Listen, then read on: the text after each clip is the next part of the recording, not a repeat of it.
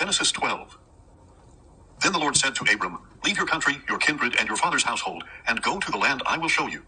I will make you into a great nation, and I will bless you. I will make your name great, so that you will be a blessing. I will bless those who bless you, and curse those who curse you. And all the families of the earth will be blessed through you." So Abram departed as the Lord had directed him, and Lot went with him. Abram was 75 years old when he left Haran. And Abram took his wife Sarai, his nephew Lot, and all the possessions and people they had acquired in Haran, and set out for the land of Canaan. When they came to the land of Canaan, Abram traveled through the land as far as the site of the oak of Moreh at Shechem. And at that time the Canaanites were in the land. Then the Lord appeared to Abram and said, "I will give this land to your offspring." So Abram built an altar there to the Lord, who had appeared to him. From there, Abram moved on to the hill country east of Bethel, and pitched his tent, with Bethel to the west, and Ai to the east. There he built an altar to the Lord, and he called on the name of the Lord. And Abram journeyed on toward the Negev. Now there was a famine in the land, so Abram went down to Egypt to live there for a while, because the famine was severe.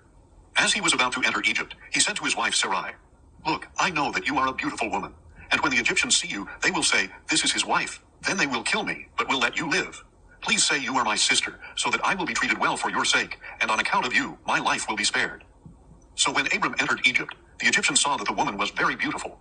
When Pharaoh's officials saw Sarai, they commended her to him, and she was taken into the palace of Pharaoh.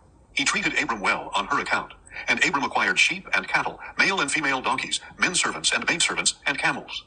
The Lord, however, afflicted Pharaoh and his household with severe plagues because of Abram's wife Sarai.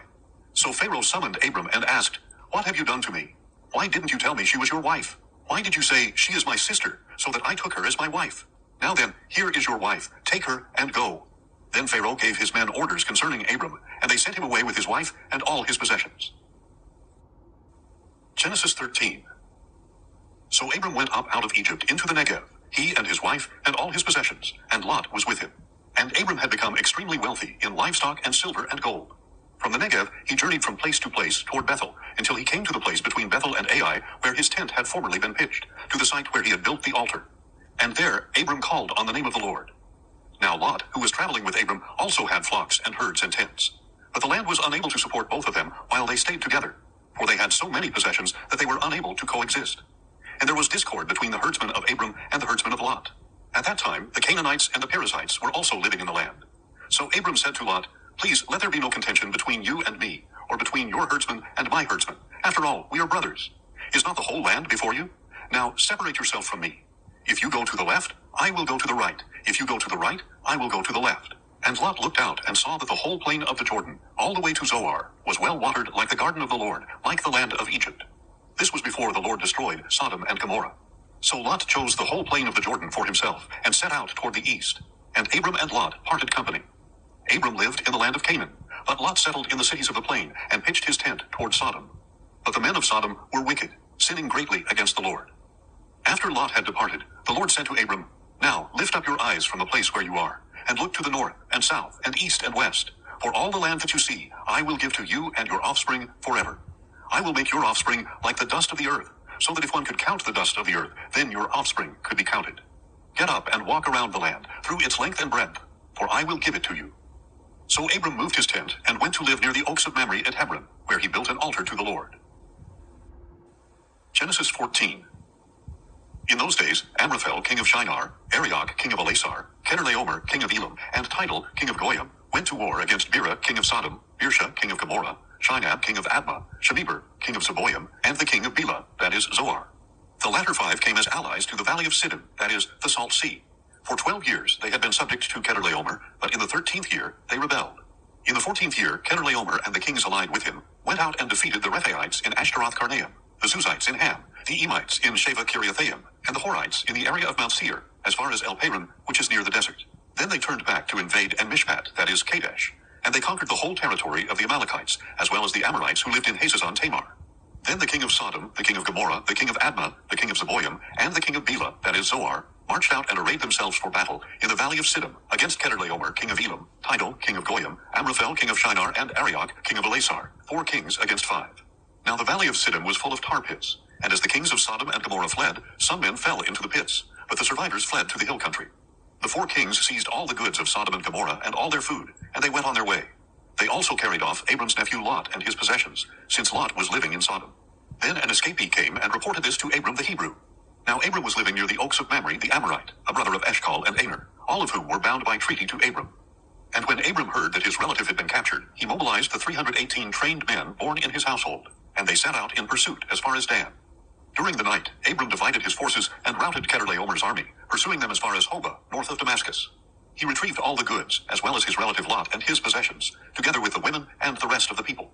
After Abram returned from defeating Chedorlaomer and the kings allied with him, the king of Sodom went out to meet him in the valley of Sheva, that is, the king's valley. Then Melchizedek, king of Salem, brought out bread and wine, since he was priest of God Most High. And he blessed Abram, and said, Blessed be Abram by God Most High, creator of heaven and earth, and blessed be God Most High, who has delivered your enemies into your hand. Then Abram gave Melchizedek a tenth of everything. The king of Sodom said to Abram, Give me the people, but take the goods for yourself. But Abram replied to the king of Sodom, I have raised my hand to the Lord God Most High, creator of heaven and earth, that I will not accept even a thread, or a strap of a sandal, or anything that belongs to you, lest you should say, I have made Abram rich. I will accept nothing but what my men have eaten, and the share for the men who went with me, Aner, Eshcol, and Mamre. They may take their portion. Genesis 15. After these events, the word of the Lord came to Abram in a vision. Do not be afraid, Abram. I am your shield, your very great reward. But Abram replied, O Lord God, what can you give me, since I remain childless, and the heir of my house is Eliezer of Damascus? Abram continued, Behold, you have given me no offspring, so a servant in my household will be my heir. Then the word of the Lord came to Abram, saying, This one will not be your heir, but one who comes from your own body will be your heir. And the Lord took him outside and said, Now look to the heavens and count the stars if you are able. Then he told him, So shall your offspring be. Abram believed the Lord, and it was credited to him as righteousness. The Lord also told him, I am the Lord, who brought you out of Ur of the Chaldeans, to give you this land to possess. But Abram replied, Lord God, how can I know that I will possess it? And the Lord said to him, Bring me a heifer, a goat, and a ram, each 3 years old, along with a turtle dove and a young pigeon. So Abram brought all these to him, split each of them down the middle, and laid the halves opposite each other. The birds, however, he did not cut in half. And the birds of prey descended on the carcasses, but Abram drove them away. As the sun was setting, Abram fell into a deep sleep, and suddenly great terror and darkness overwhelmed him.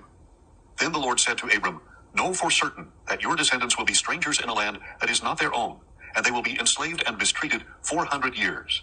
But I will judge the nation they serve as slaves, and afterward they will depart with many possessions. You, however, will go to your fathers in peace, and be buried at a ripe old age. In the 4th generation your descendants will return here, for the iniquity of the Amorites is not yet complete. When the sun had set and darkness had fallen, behold, a smoking firepot and a flaming torch appeared, and passed between the halves of the carcasses.